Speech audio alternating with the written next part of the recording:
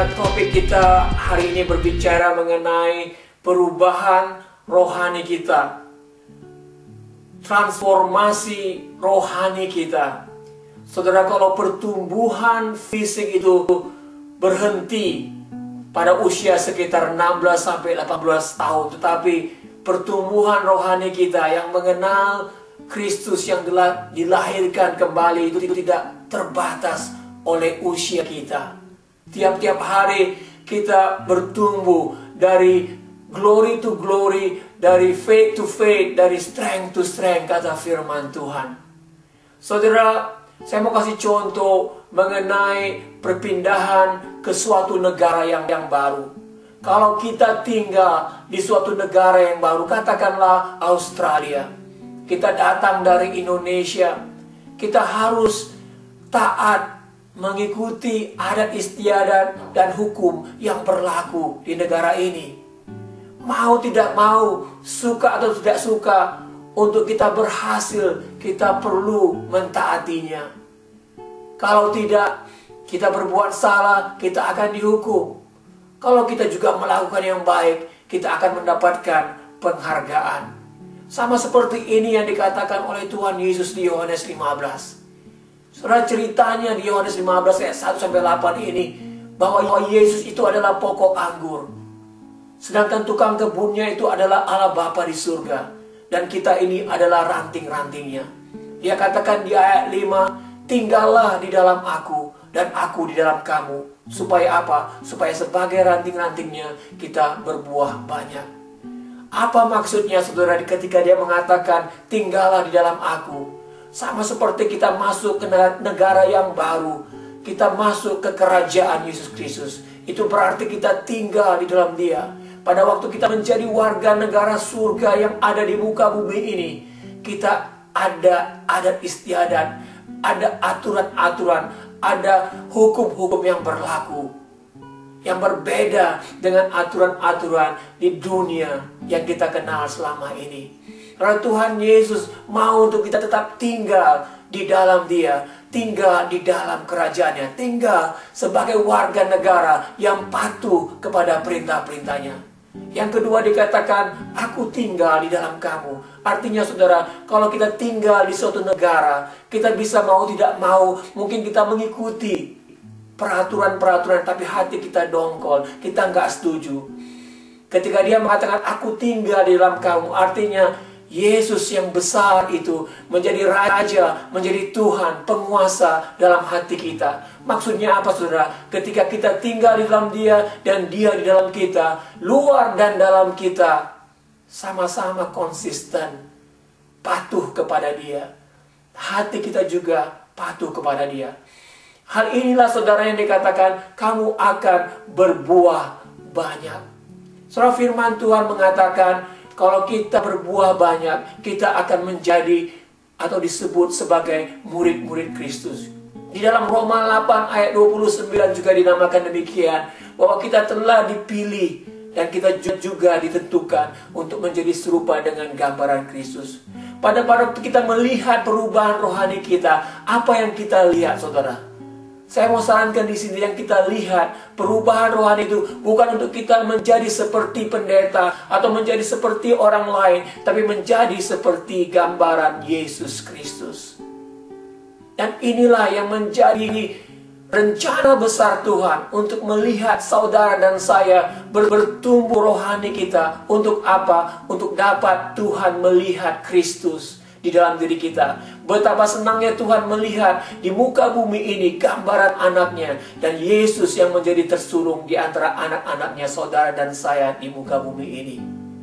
Saudara, kenapa ini penting, saudara? Karena sering sekali kita kalau berpikir masalah pertumbuhan rohani, kita mungkin memiliki ide bahwa kita sukses secara dunia, kita kaya, kita berhasil dalam pekerjaan kita dipromosikan. Ketika kita dipromosikan, kita menjadi saksi.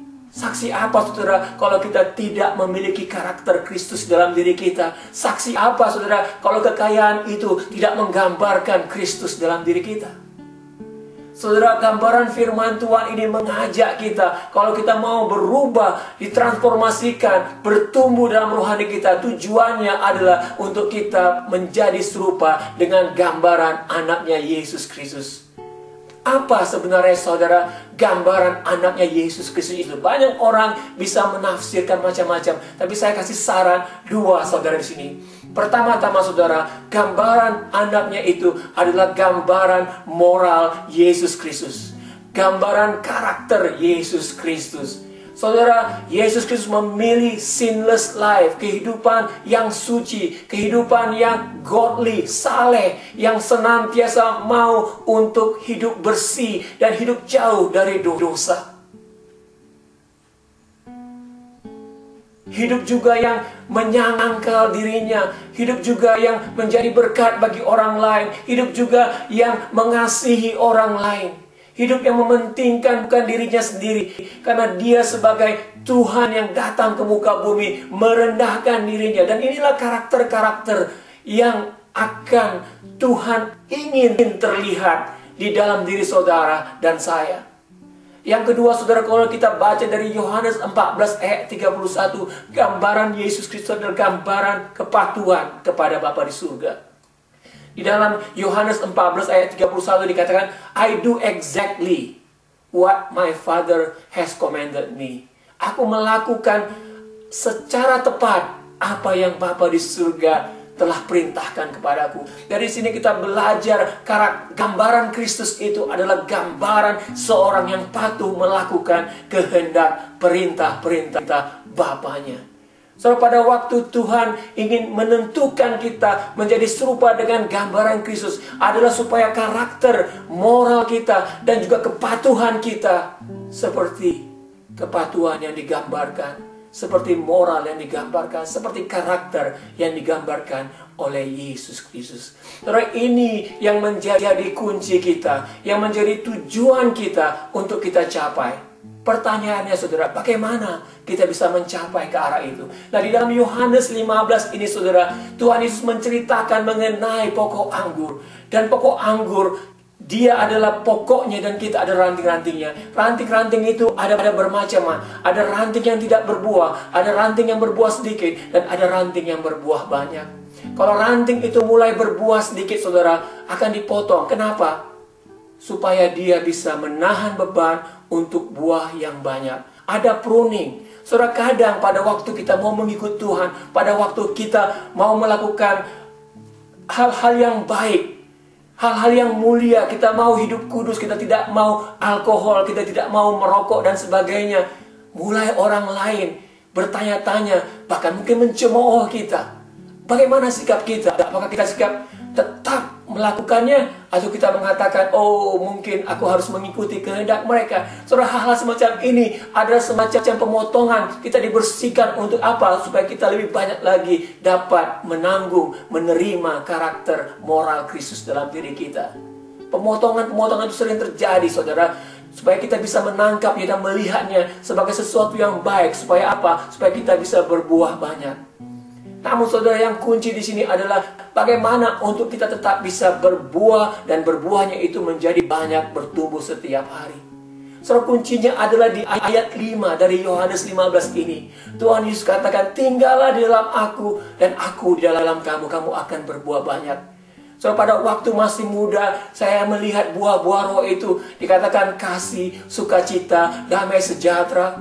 Saudara, yang saya pikir kita menghasilkan sendiri buah-buah roh. Walaupun hati kita tidak sukacita, kita terpaksa untuk tersenyum. Walaupun kita mengalami gejolak dalam hati kita, kita perlu untuk sabar. Saudara, buah-buah roh itu adalah dari dalam dan keluar di luar. Buah-buah itu saudara bukan milik kita, bukan yang kita lakukan. Buah-buah itu adalah berasal dari pokok anggur. Yang perlu kita lakukan adalah untuk tinggal terus di pokok anggur itu. Dan biarkan pokok anggur itu mengalirkan zat-zat yang menghasilkan buah. Dan buah itu adalah buah roh, buah Tuhan yang keluar, yang kelihatan di dalam diri kita. Saudara, banyak orang terpaksa untuk melakukan buah boro ini. Tapi saudara, Yohanes 15 ini mengajarkan kepada kita, yang kita perlu lakukan adalah untuk tinggal di dalam Tuhan. Dan biarkan Tuhan menjadi Tuhan dan Raja di dalam hati kita. Saudara, di dalam Amsal 19 ayat 21 dikatakan, many are the plans in a man's heart, but God's purpose shall prevail. Ada banyak, bila saudara mencintai Tuhan, mengasihi Tuhan, mau ikut Tuhan, ada banyak di dalam hati kita keinginan-keinginan, rencana-rencana kita. Kita mau melakukan ini, kita mau melakukan itu. Tapi saudara, God's purpose shall prevail. Rencana Tuhan yang akan terjadi.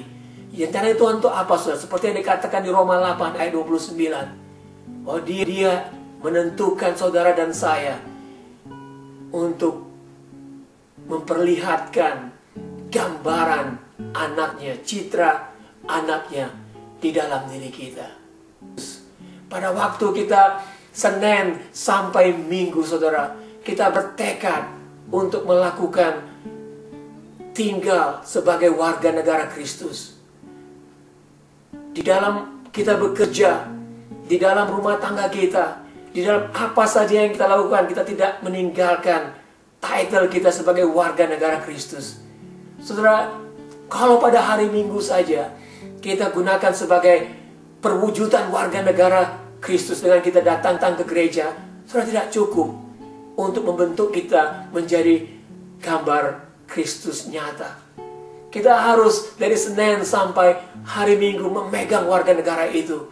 Di pekerjaan kita memegang warga negara itu. Artinya kita terus tinggal dalam Tuhan. Kita terus menjadikan Tuhan di dalam hati kita. Soalnya inilah yang membuat kita berhasil. Pada waktu saya muda juga, saya sering bersaat teduh 5-10 menit. Mungkin di antara saudara juga masih melakukan 5-10 menit saat teduh setiap hari. Selalu dibanding dengan apa yang kita alami, berjam-jam kita di dunia, berjam-jam kita di pekerjaan. 5-10 menit sehari hanya masuk dalam pikiran kita. Dan kita sering menganggap bahwa itu berguna bagi kita, bahwa itu bermanfaat bagi kita. Saudara, kalau kita melihat kenyataannya, saudara, bukan saya tidak menyetujui saat itu, tapi kalau kita hanya spend 5-10 menit, bagaimana mungkin 5-10 menit itu merubah kita menjadi gambaran Yesus Kristus dalam diri kita? Yang kita perlukan, seperti firman Tuhan katakan, melekat sebagai ranting terus-menerus kepada pokok anggur itu. Tidak ada waktu sekalipun kita terpisah dari Tuhan. Dan bagaimana realitas ini, saudara, adalah dengan hidup dipimpin oleh Tuhan. Hidup berbicara, dengar-dengaran dengan Tuhan. Pada waktu saudara bekerja, pada waktu saudara duduk, pada waktu saudara tidur, saudara, hati saudara melekat kepada Tuhan. Melekat kepada Tuhan sebagaikan ranting yang terus-menerus mendapatkan zat-zat yang dibutuhkan untuk mengalami pertumbuhan dan perubahan dan mengalami buah yang berbanyak dalam kehidupan kita.